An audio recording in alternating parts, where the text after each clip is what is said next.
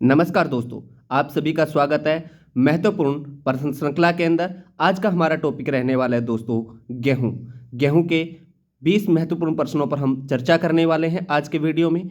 Video में आगे बढ़ने से पहले अगर आपने हमारा यूट्यूब चैनल सब्सक्राइब नहीं किया है तो चैनल को सब्सक्राइब कर ले, बेल आइकन को प्रेस कर ले ताकि आने वाले वीडियो का नोटिफिकेशन आपको मिल जाए। और इन सभी 20 महत्वपूर्ण प्रश्नों की पीडीएफ प्राप्त करने के लिए हमारा टेलीग्राम चैनल ज्वाइन कर लें, जिसका आपको डिस्क्रिप्शन में लिंक मिल जाएगा दोस्तों। तो चलिए वीडियो को शुरू करते हैं बिना देरी के।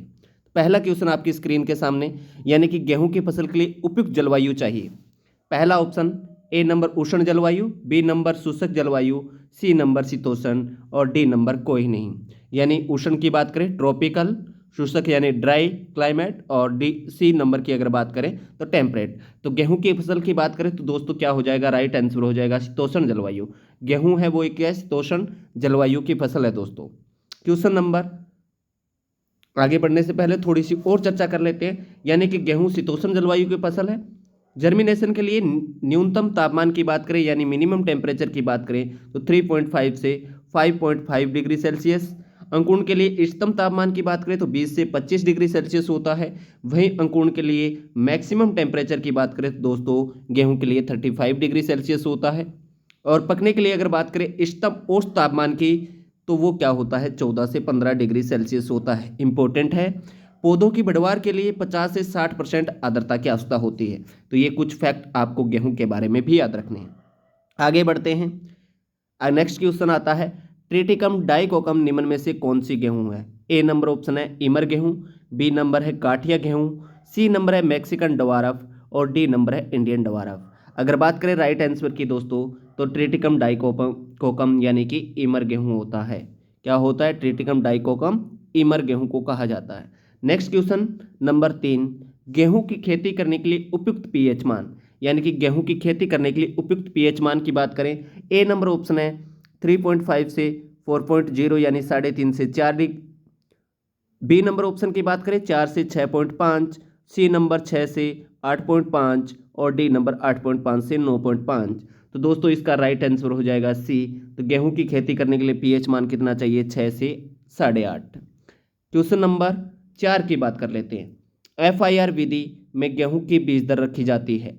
ए नंबर ऑप्शन है 100 किलोग्राम, बी नंबर ऑप्शन की बात करें 75 किलोग्राम, सी नंबर 120 किलोग्राम और डी नंबर है 125 किलोग्राम। तो दोस्तों इसका राइट आंसर हो जाएगा 75 किलोग्राम। यानी एफआईआर विधि के अंदर बीज दर रखी जाती है, वो कितनी रखी जाती है, 75 किलोग्राम। उसके अलावा आपको याद रखना है सामान्य गेहूं की अगर पूछे तो बीज दर कितनी रखी जाती है, 100 किलोग्राम। और जीरो टिलेज विधि से अगर बात करें तो 120 किलोग्राम। या फिर अगर देरी से बुआई करते हैं या लवणीय भूमि में इसकी बुआई करते हैं तो बीज दर 125 किलोग्राम। तो ये भी आपको याद रखनी है। बात करते हैं 5 नंबर क्वेश्चन, गेहूं में ईयर कोकल व टुंडू रोग से बचाव के लिए कितने प्रतिशत नमक का घोल काम में लेते हैं। ए नंबर ऑप्शन है 20%, बी नंबर है 15%, सी नंबर है 5% और डी नंबर है 10%। तो गेहूं के अंदर ईयर कोकल व टुंडू रोग से बचाव के लिए 20% नमक घोल काम में लिया जाता है दोस्तों। तो यह बात आपको याद रखनी है। नेक्स्ट क्वेश्चन की ओर बढ़ते हैं। जयराज, मेघदूत और मालविका किस्में हैं। यानी जयराज, मेघदूत और मालविका किस्में हैं, कौन सी गेहूं की है। ए नंबर ऑप्शन है मार्कोनी गेहूं, बी नंबर है इमर गेहूं, सी नंबर है मैक्सिकन डवार्फ गेहूं और डी नंबर है इंडियन डवार्फ गेहूं। तो अगर बात करें दोस्तों इसके राइट आंसर की तो इसका राइट आंसर होता है मार्कोनी गेहूं। और मार्कोनी गेहूं को काठिया गेहूं भी कहा जाता है। यानी कि मार्कोनी गेहूं या इसका दूसरा नाम है काठिया गेहूं। तो इसकी ये किस्में हैं जयराज, मेघदूत और मालविका। याद रखना किसकी है, काठिया गेहूं की। क्वेश्चन नंबर 7 की ओर बढ़ते हैं। गेहूं की एक जीनी बोनी की समय, यानी कि गेहूं की कौन सी सिंगल जीन डवार्फ वेराइटी है। ए नंबर ऑप्शन है कल्याण सोना, बी नंबर है जनक, सी नंबर है सोनालिका और डी नंबर की बात करें तो अर्जुन है दोस्तों। तो अगर बात करें राइट आंसर की तो इसका राइट आंसर हो जाएगा सोनालिका। और उसके अलावा जितनी भी जो वेराइटी है यानी कि कल्याण सोना, जनक, अर्जुन, ये सारी क्या है, डबल जीन वेराइटी है। और सोनालिका क्या है, सिंगल जीन डवार्फ वेराइटी है। उसके अलावा इसकी यानी कि हीरा मोती, जौहर ज्योति और संगम, ये सारी जो वेराइटियां हैं वो ट्रिपल जीन वेराइटी है। याद रखना कौन कौन सी ट्रिपल जीन वाली है, हीरा मोती, जौहर ज्योति और संगम। हीरा मोती, जौहर ज्योति और संगम, ये यानी कि इसकी ट्रिपल जीन वाली वेराइटियां हैं। उसके अलावा याद रखना अर्जुन किस्म है, अर्जुन को HD 2009 के नाम से भी जाना जाता है। यानी HD 2009 किस किस्म को कहा जाता है? अर्जुन का ही दूसरा नाम है। और ये किस्म यानी कि गेहूं की ऐसी है जिसमें क्या है, 2,4-D का प्रयोग हम नहीं कर सकते हैं। तो आपसे पूछे कि गेहूं की कौन सी किस्म में 2,4-D का प्रयोग करने पर उसका पत्तियों का आकार होता है वो यानी कि मनुष्य की उंगलियों जैसा हो जाता है या कपास की पत्तियों जैसा हो जाता है, तो वो कौन सी किस्म है? अर्जुन या HD 2009 है। आगे चलते हैं। गेहूं में पंक्ति से पंक्ति की दूरी रखी जाती है। ए नंबर ऑप्शन है 22.5 सेंटीमीटर, बी नंबर है 12.5 सेंटीमीटर, सी नंबर है 33.3 सेंटीमीटर और डी नंबर है 18.3 सेंटीमीटर। तो गेहूं में पंक्ति से पंक्ति की दूरी रखी जाती है वो दोस्तों कितनी रखी जाती है? 22.5 सेंटीमीटर। याद रखना जौ के अंदर भी इतनी रखी जाती है, जौ में भी कितनी? 22.5 सेंटीमीटर ही रखी जाती है। उसके बाद में अगर बात करें नेक्स्ट क्वेश्चन, गेहूं में खरपतवार नियंत्रण के लिए सल्फोसल्फ्यूरोन का प्रति हेक्टेयर छिड़काव किया जाता है। दोस्तों ये क्वेश्चन सुपरवाइजर के अंदर पूछा जा चुका है 2013 के एग्जाम में।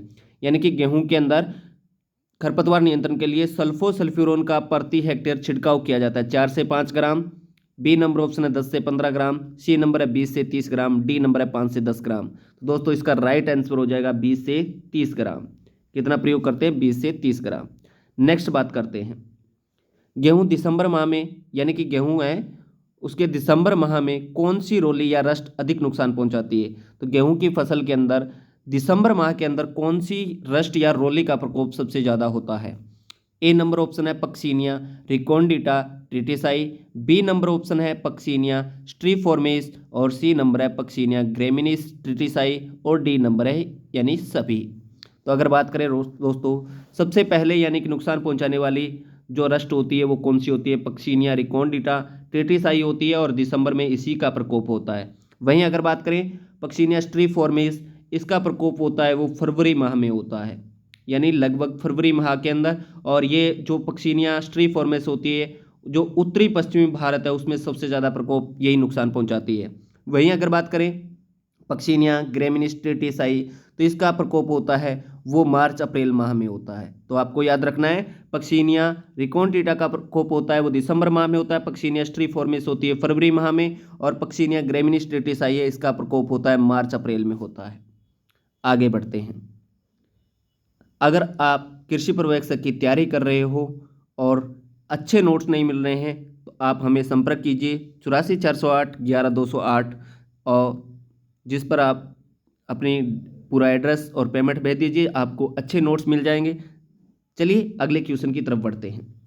अनावर्त कंडुआ यानी लूज स्मट रोग से बचाव के लिए किस माह में बीजों का सौर उपचार किया जाता है? ए नंबर ऑप्शन है मई जून, बी नंबर है जुलाई अगस्त, सी नंबर है सितंबर अक्टूबर और डी नंबर है नवंबर दिसंबर। तो दोस्तों इसका राइट आंसर हो जाएगा मई जून। यानी अनावर्त कंडुआ या लूज स्मट रोग से बचाव के लिए किस माह में बीजों का सौर उपचार करना चाहिए? तो मई जून के महीने में करना चाहिए दोस्तों। क्वेश्चन नंबर 12, गेहूं का अनावर्त कंडुआ यानी कि लूज स्मट रोग है अंतः बीजोट, बाह्य बीजोट, सी दोनों, डी नंबर कोई नहीं। तो अगर बात करें गेहूं का अनावर्त कंडुआ है या लूज स्मट है वो क्या होता है? अंतः बीजोट होता है। ठीक है, यानी कि अंतः बीजोट होता है। तो ये आपको याद रखना है, लूज स्मट वो कौन सा है? अंतः बीजोट है। और ये क्वेश्चन क्या है डब्ल्यू के एग्जाम में पूछा भी जा चुका है। नेक्स्ट क्वेश्चन की बात करते हैं। गेहूं में टुंडू या येलो ईयर रोट या जिसे सेहू रोग कहते हैं वो किसके द्वारा होता है? नेमेटोड के द्वारा, बी नंबर बैक्टीरिया के द्वारा, सी नंबर दोनों के द्वारा और डी नंबर की बात करें तो कवक के द्वारा। तो दोस्तों गेहूं के अंदर जो टुंडू या येलो ईयर रोट होता है वो किसके द्वारा होता है? नेमेटोड और बैक्टीरिया दोनों के द्वारा होता है। नेक्स्ट बात करते हैं। गेहूं की बाली में पाई जाने वाली टेढ़ी मेढ़ी संरचना को कहा जाता है A number spike, B number rachis, C number head और डी नंबर ईयर।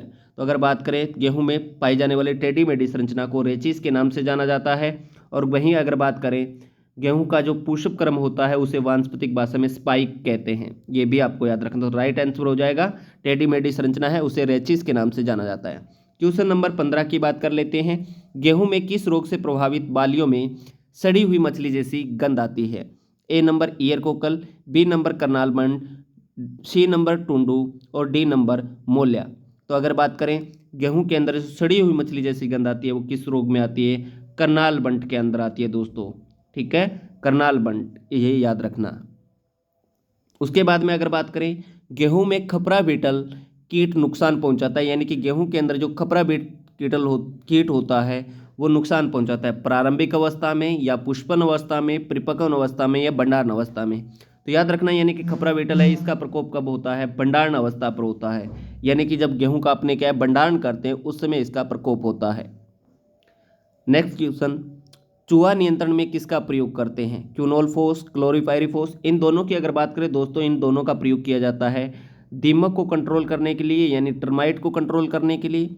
उसके बाद में अगर बात करें जिंक फॉस्फेट, मिथाइल पैराथियन, तो इसका राइट आंसर हो जाएगा जिंक फॉस्फेट। नेक्स्ट बात करते हैं 18 नंबर क्वेश्चन, गेहूं में संकरी पत्ती वाले खरपतवार नियंत्रण के लिए किस रसायन का प्रयोग करते हैं?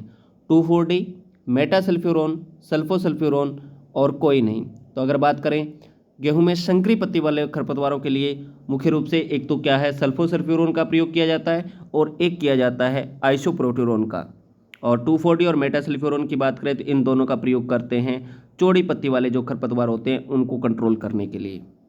नेक्स्ट क्वेश्चन की ओर बढ़ते हैं, बहुत ही इंपॉर्टेंट क्वेश्चन। एक किसान के पास 2 सिंचाई का पानी उपलब्ध है, वह एक सिंचाई शीर्ष जड़ें जमते समय यानी जो CRI अवस्था होती है पर करता है, तो दूसरी सिंचाई उसे करनी चाहिए दूधी अवस्था पर, बालियां निर्माण के समय, दाना पकते समय और डी नंबर कले निकलते समय। तो इसका राइट आंसर हो जाएगा दोस्तों बालियां के निर्माण के समय। CRI अवस्था जानते हो, अगर किसान के पास एक सिंचाई होती है तो उसे CRI अवस्था पर करना चाहिए। और CRI अवस्था के बारे में सबसे पहले बताने वाले व्यक्ति का नाम था भारद्वाज। क्वेश्चन नंबर 20 की बात करते हैं, गेहूं के बीजों की बुआई सामान्यतः किस गहराई पर करनी चाहिए? 3 से 5 सेंटीमीटर, 5 से 8 सेंटीमीटर, सी नंबर 8 से 10 सेंटीमीटर और डी नंबर 10 से 12 सेंटीमीटर। तो दोस्तों इसका राइट आंसर हो जाएगा 3 से 5 सेंटीमीटर, यानी कि गेहूं के बीजों की बुआई है वो सामान्यतः 3 से 5 सेंटीमीटर गहराई पर करनी चाहिए। तो दोस्तों आज के वीडियो में इतना ही। अगर वीडियो आपको अच्छा लगा तो अपने दोस्तों के पास शेयर जरूर कीजिए। अगर PDF प्राप्त करना चाहते हैं तो मैंने आपको बता दिया, डिस्क्रिप्शन में आपको टेलीग्राम का लिंक मिल जाएगा, वहाँ से टेलीग्राम चैनल ज्वाइन कर लीजिए, वहाँ पर आपको PDF मिल जाएगी। जय हिंद, जय भारत, मिलते हैं नेक्स्ट वीडियो में।